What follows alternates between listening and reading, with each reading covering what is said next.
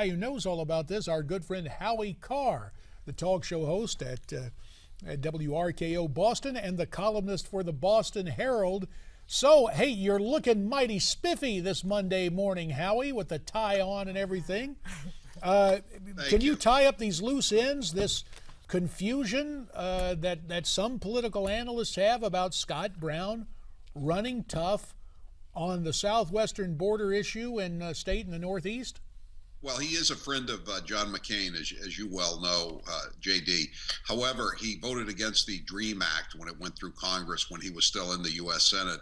And this is obviously not just in the United States at large, but in New Hampshire and New England specifically. This is a major, major issue, probably the number one issue right now, immigration. And I'm sure he's done polling on this. And this is what they're doing. And it is a powerful ad. And what Jeanne Shaheen began running last week right after the primary was an ad accusing him of being a lobbyist, even though, as you know, JD, you have to register to be a lobbyist in D.C. He's never registered as a lobbyist. And the ad was being run by a super PAC that is operated by, of all people, an ethics professor at Harvard. So they were having a few chuckles up here, the Brown campaign, that they were being attacked in untruthful ads by an ethics professor at Harvard. Brown is running in Massachusetts, which is hundreds of miles away from the border, but he's saying nothing is more important to America's safety than securing the borders. Howie, what do you make of his comments? Well, I would say that every state is a border state. Now, every state has a problem.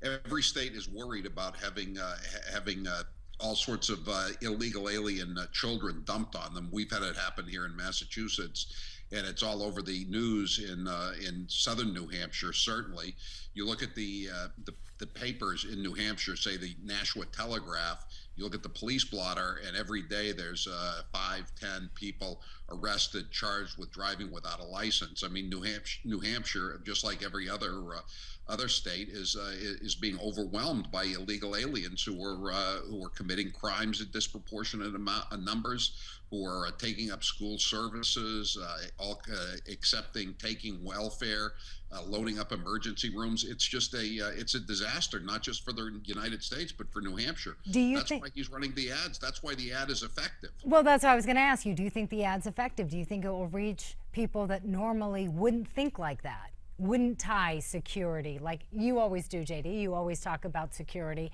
and our borders, but do you think this will drive home that message to other people who may not have thought of it like that?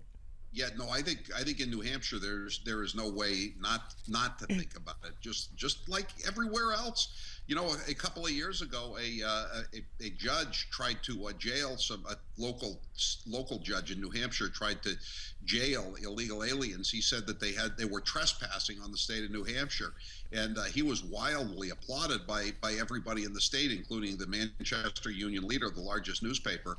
And of course, it got to a higher court, and their ACLU attorneys got the illegal aliens let go free.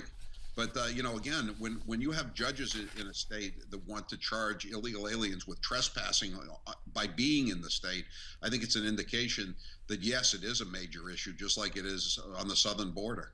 So, Howie, the dynamics of this, are we essentially getting an echo chamber in Washington, D.C., where open borders advocates and consultants on both sides have their, quote, conventional wisdom, and then outside of Washington, whether it's New Hampshire or North Carolina or Nome, Alaska, the people say, wait a minute, we've got a real problem on our borders.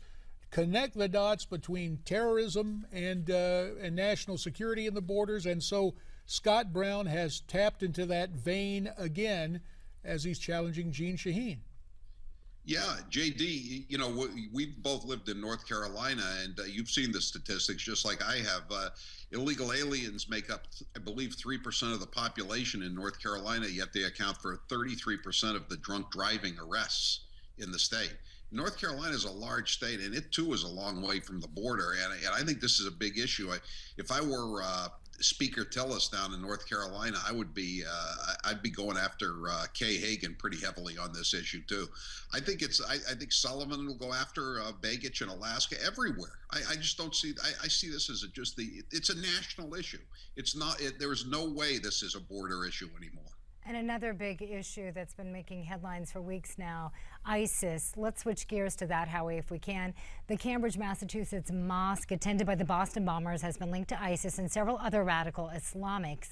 And now it's being reported that 6 more people with terrorist ties have attended that same mosque. What do you make of that connection? Well, the problem is in Massachusetts, we have a very easy to get welfare system. And as you saw from the Tsarnaevs who bombed the Boston Marathon, I mean, they had moved here 10 years earlier. None of them had ever worked. They'd been refugees, not illegal aliens, but they'd been given welfare from the moment they arrived. And so they're always welcomed. They always have been until now, welcomed with open arms.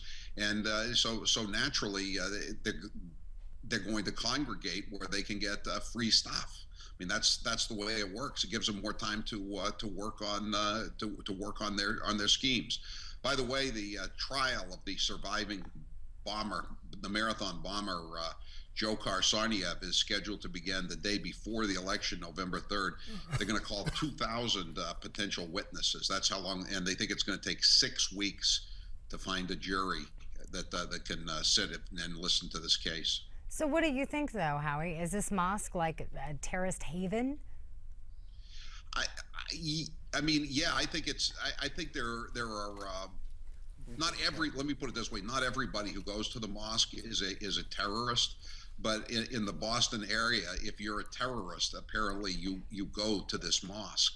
And again, they've had their stories about how they threw one of the Boston Marathon bombers out of the mosque, and no one has ever disputed that. But the fact is that according to everything that has been reported, they do have pro-terrorist literature, pro-jihad literature in that mosque in Cambridge, and it's I hate to use an old cliche, but where there's smoke, there's fire. Howie, let's compare and contrast this. New York City came under a lot of criticism, the NYPD, for having active intelligence, taking a look at what was transpiring around mosques in New York City. Do you believe that law enforcement in and around Boston is as active, or do they pretty much toe the politically correct line that we hear from the governor and others there? Oh no, there's nothing like the NYPD anti-terrorism squad, which I guess De Blasio has either disbanded or wants to disband. The most famous quote from our political leadership up here comes from Martha Coakley, the Attorney General, who just won the primary to run for governor last week. She's the front runner, I guess, for governor. And her famous quote is, and we've got it on tape, I'll be glad to send it to you, JD. Technically, it is not illegal to be illegal in Massachusetts. Wow.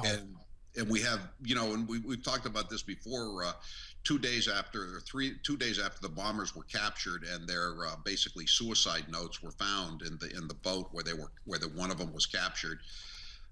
Deval Patrick went on Face the Nation with Bob Schieffer. Bob Schieffer asked him, do we know the motives of these people yet?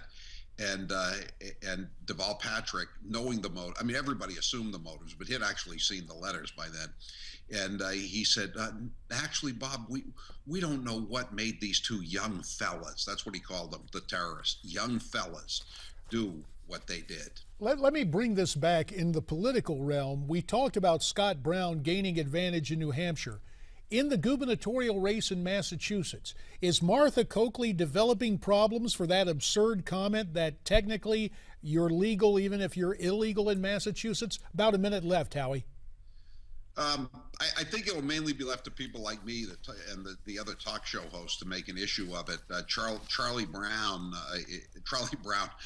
Baker, I should say, is the Republican nominee. He lost in 2010, and many of his friends told him, "Oh, you were too mean, Charlie. You went after the poor people on welfare. You went after the EBT cards. You went after the illegals." So he's trying to play it very cool, very moderate, and I'm not sure it's going to work. But we certainly played that sound cut enough. He doesn't need to mention it. Technically, it is not illegal to be illegal in Massachusetts. That's the most famous quote she's ever uttered. And on that absurd note, Howie Carr will leave it there. Thanks so much for your time. Straight ahead, a panel discussion on foreign policy. Stay with us.